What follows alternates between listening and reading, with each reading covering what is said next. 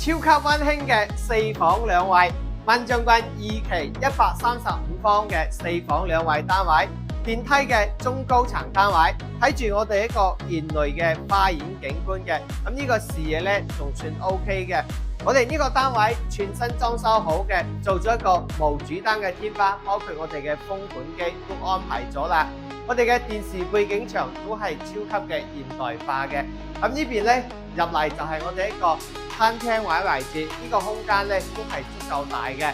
咁入邊嘅廚房 L 型嘅廚房，櫥櫃、吊櫃都已經安排咗啦，包括我哋嘅生活陽台睇真係視野咧都係比較開闊嘅。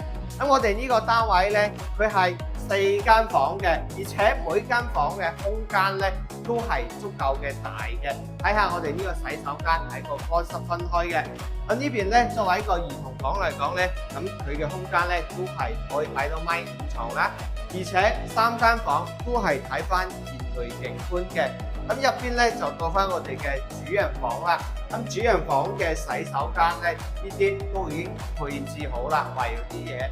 同埋咧，我哋呢個嘅可以擺米8大床啦，包括我哋呢個窗台咧係睇翻現類景觀嘅。你睇下呢邊預留咗一個好大嘅位置俾我哋擺衣櫃嘅。咁我哋呢個單位咧，我哋只需要考慮買翻家私同埋電器入住就 OK 啦。硬裝已經全部同你搞掂好啦。咁依家嘅總價咧係1138000嘅，仲送我哋一個車位嘅。咁一步到位啦，有房又有車啦。而且萬象郡呢邊係個好適合居住嘅地段嚟嘅。如果你關注呢邊片區，想揾大面積單位嘅，咁你就可以聯繫君仔過嚟睇翻呢套。